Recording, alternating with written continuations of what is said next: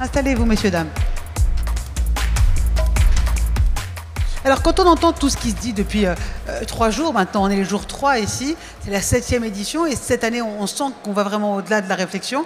Moi, je voudrais que vous me disiez quels sont les grands enjeux, en fait, qu'on comprenne bien, qu'on identifie bien, qu'il y a entre la recherche et l'industrie.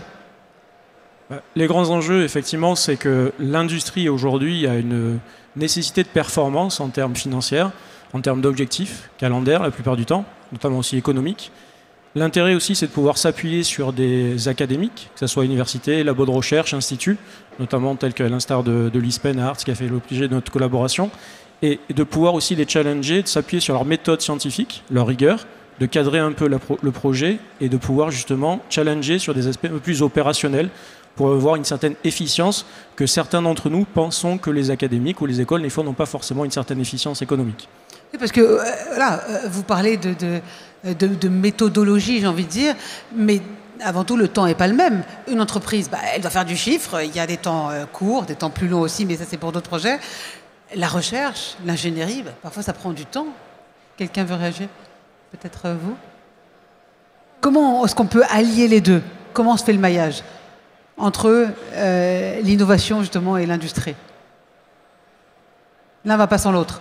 Oui, aujourd'hui l'un ne va pas sans l'autre. L'industrie a certains outils pour aller un petit peu piquer les académiques. Les académiques, eux, ont des méthodologies.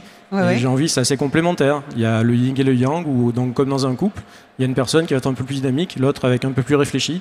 C'est assez complémentaire. C'est tout l'objet aujourd'hui de cette collaboration qui a mené un certain succès dans le cadre d'un projet et sur lequel aujourd'hui on est représentant et parmi tant d'autres aujourd'hui, j'imagine, au niveau de notre public.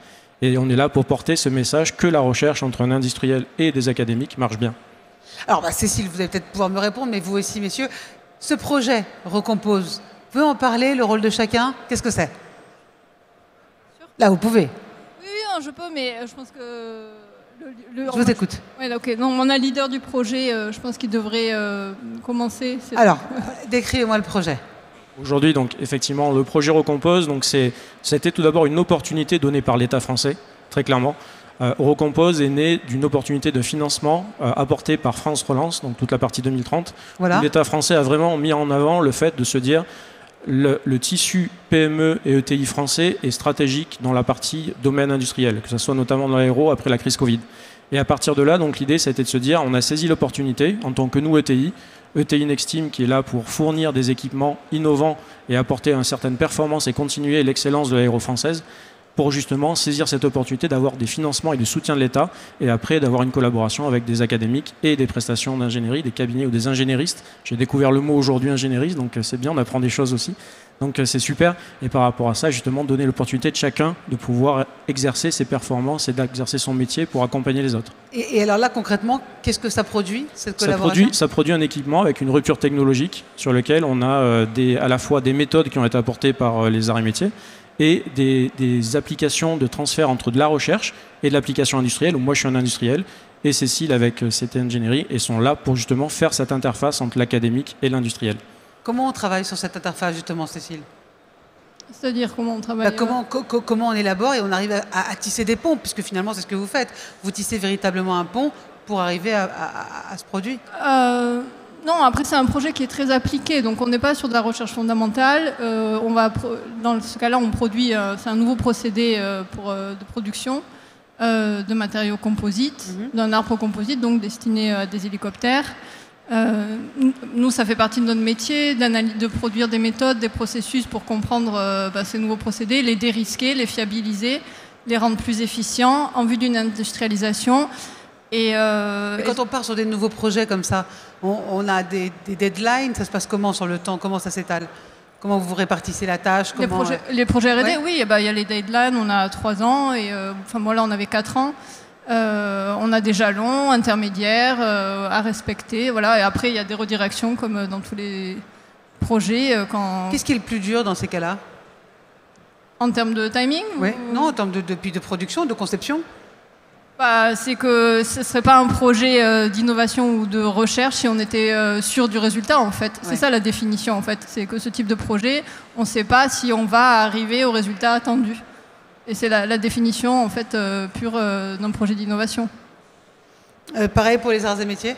Oui, alors justement, nous, dans le cadre des arts et métiers, nous avons fait beaucoup de recherche partenariale. Ça fait partie de nos objectifs, de nos motivations. Donc justement, d'accompagner les industriels là où il y a des verrous scientifiques. Donc notre rôle à nous, c'est d'essayer de trouver, en tout cas de débloquer ces verrous scientifiques, qui sont de différentes natures, qui peuvent être sur des aspects de matériaux dont on ne comprend pas bien le comportement, des aspects architecture dont on ne sait pas très bien comment et quelles sont les conséquences en fait de l'architecture qu'on peut prendre par exemple sur une transmission de puissance. Et donc du coup nous on accompagne par rapport à nos compétences qu'on avait déjà par ailleurs et sur lesquelles on est monté en compétences pendant ce projet-là. On a accompagné les industriels là-dessus, quoi. Mais comment ça se passe? C'est les industriels qui viennent vous chercher? Alors, ou c'est vous qui allez les chercher? D'une façon générale, on a tous les schémas qui peuvent exister en fait. D'accord. Mais dans ce cadre-là, c'est essentiellement parce qu'à un moment donné, il y avait déjà un historique qu'on avait depuis déjà presque au moins une dizaine d'années. Avec Next Team, d'accord, sur lesquels on a fait tout un tas de types de projets classiques, de recherche partenariale directe, de thèse de chiffres. Et puis après, on est allé rechercher à un moment donné un financement européen, d'accord, avec un projet européen. Puis après est arrivé effectivement ce projet qui, sur ce cas-là, est arrivé par le biais de Cédric, qui par son réseau est allé chercher par l'opportunité qu'il y avait à l'époque après le Covid 2010, le fait qu'il y avait effectivement des financements COFRAC qui n'étaient plus forcément destinés aux gros groupes. Du coup, on a pu effectivement monter ce type de projet. Mais dans ces cas-là, alors c'est un projet quand même qui finalement a abouti, ou est en train d'aboutir. Qu'est-ce qu'on peut partager comme bonne pratique? Parce que ça reste une bonne pratique. Les industriels qui voudraient faire le même genre de partenariat, quelles sont les bonnes pratiques qu'on peut leur partager? François, Cédric et Cécile, qu'est-ce qu'on peut leur partager? Qu'est-ce qu'on peut dire quelle est la bonne règle à appliquer? La bonne règle à appliquer déjà, c'est ce que a dit François, c'est déjà la plupart du temps, c'est qu'un industriel, il va aller travailler avec une école, soit parce que c'est un réseau, soit très clairement c'est l'humain. Donc déjà, il faut qu'il y ait une bonne entente humaine. Ça, c'est évident. Aujourd'hui, par rapport à ça, si vous n'avez pas déjà une équipe qui s'entend bien, qui partage les mêmes valeurs, le même référentiel, ça ne marchera pas. Parce que par rapport à ces projets, ils sont limités dans le temps, limités aussi en termes financiers. Il y a des livrables à fournir.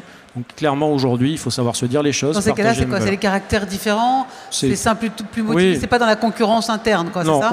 Aujourd'hui, il faut une certaine émulation pour avoir une émulation saine entre un industriel qui va aller challenger un peu l'académique par rapport à l'aspect, il faut avancer.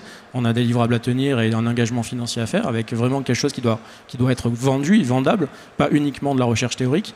Et de notre côté, les académiques vont être là pour justement un peu plus titiller les industriels pour dire va doucement, pas forcément prendre un peu du recul, avoir un peu une analyse par rapport à ça. Mais avant tout, c'est vraiment quelque chose qui est nécessaire de partager les mêmes valeurs et le même engagement par rapport à un projet. Sur le papier, c'est faisable, mais tout n'est pas tout le temps faisable, surtout quand la conjoncture comme ça est parfois pressante, voire oppressante. Ouais. Comment on gère la tension? Aujourd'hui, c'est comme tout. Par rapport à ça, si vous voulez, en termes de tension, la plupart du temps, c'est sur des tensions technologiques. Dans les projets de recherche, c'est souvent des problématiques technologiques sur lesquelles vous avez un écueil. Après, l'écueil et le non-aboutissement sur un projet, ça ne veut pas dire que ce n'est pas une réussite en soi. Encore une fois, dans l'innovation et la recherche, il faut considérer qu'on fait une démarche. L'objectif, c'est d'avoir un résultat positif, mais il faut considérer aussi des fois que les résultats négatifs sont un objectif en soi atteint. C'est ça qu'il faut arriver à faire. Parce que vous aurez testé un produit, et c'est le produit qui compte. Cécile? Non, et puis quand on va voir l'université, il ne faut pas y aller dans une démarche client-fournisseur. On peut y aller avec des idées qui ne sont pas très figées, et c'est une construction, c'est un partenariat qui se crée. Donc c'est pas on a un besoin très précis, un cahier des charges, et on le donne à l'université ou au laboratoire. C'est pas ça la démarche, quoi. Il faut être l'esprit plus ouvert et travailler ensemble sur la construction. Mais vous dites il faut être, tout le monde ne l'est pas forcément. Donc c'est bien de vous entendre maintenant parce que justement on comprend que voilà, quand on parle de véritable collaboration, c'est un partenariat, c'est pas qu'il faut aller sur les mêmes bases, c'est ça? François, vous confirmez? Oui, je confirme que c'est pas simplement une relation habituelle, on va dire simplement de client là-dessus. C'est en fait au-delà de répondre aux verrous scientifiques que j'ai évoqués tout à l'heure. En fait, on a co-développé en fait, un certain nombre d'outils, par exemple de moyens expérimentaux qui sont communs et sur lesquels on fait un certain nombre d'activités qui vont certainement aller au-delà de ce projet-là. En fait. Donc du coup, le projet sert aussi à construire l'avenir. C'est ça qui est important et c'est ça le facteur de réussite pour moi en fait, de ce type de projet. En fait.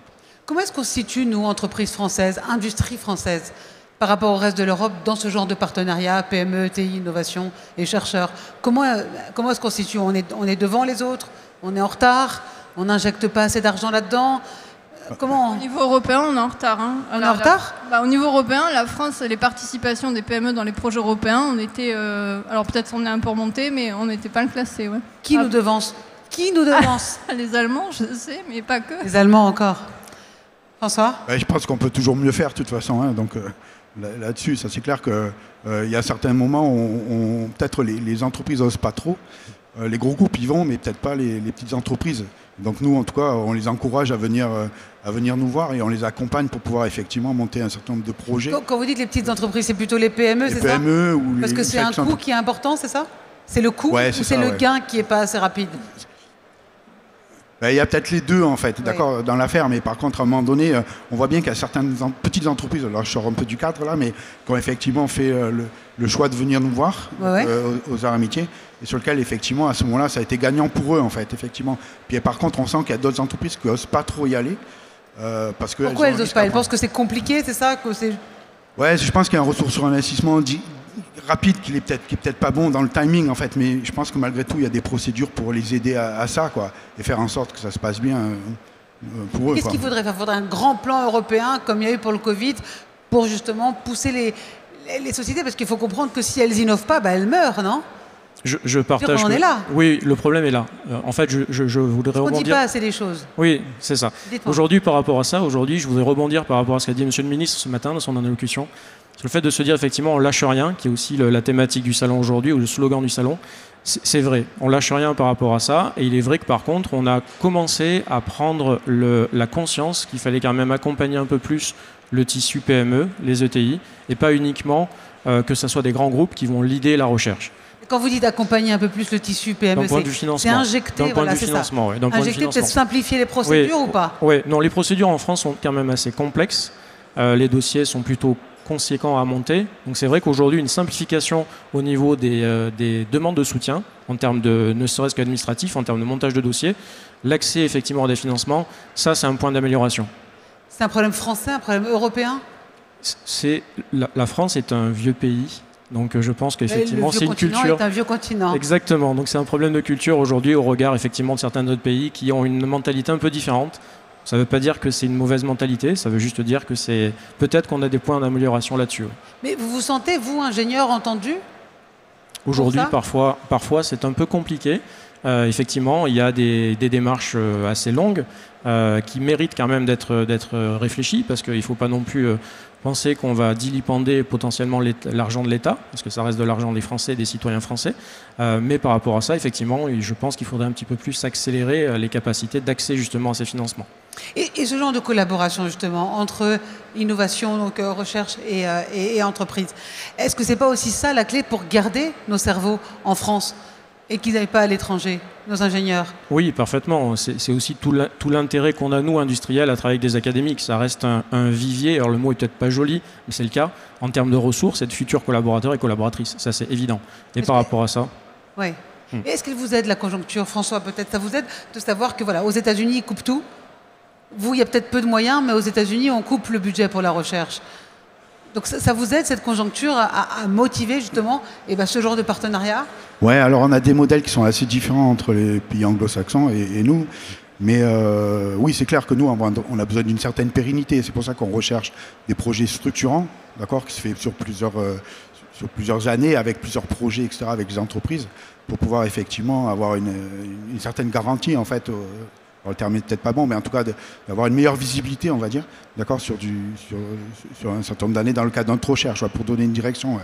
Ça, c'est clair. Ouais. Après, c'est clair qu'on n'est pas sur les mêmes non plus niveaux financiers avec certains pays anglo-saxons. Sur certains projets, c'est pas les mêmes sommes. Mais quand eux, ils coupent, ça vous fait... on ne peut pas comparer. Déjà, ils ont coupé récemment, c'est pas la même culture. La culture du risque est complètement différente aux États-Unis, donc je pense qu'on ne peut pas vraiment... Ce que vous dites, c'est qu'on n'a pas assez de culture du risque en Europe, qu'on veut forcément une obligation de résultat.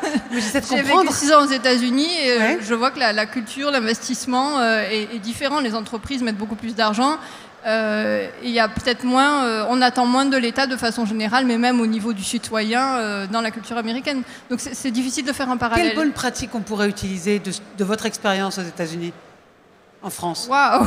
Je ne sais pas si on va réussir dans les 3 minutes. On a que 4 secondes, mais ça m'intéresse. C'est difficile, les modèles sont différents, mais comme je vous dis, c'est inhérent à la culture américaine, cette culture de risque et de l'investissement, et d'où vient l'argent et d'où viennent les fonds d'investissement, quoi. Donc c'est même au-delà, c'est un problème financier plus que culturel aussi, quoi. Mais on revient toujours au financement, ce que disait Cédric. Merci beaucoup à tous. J'ai plein de questions à vous poser, mais on fera ça tout à l'heure. Merci beaucoup.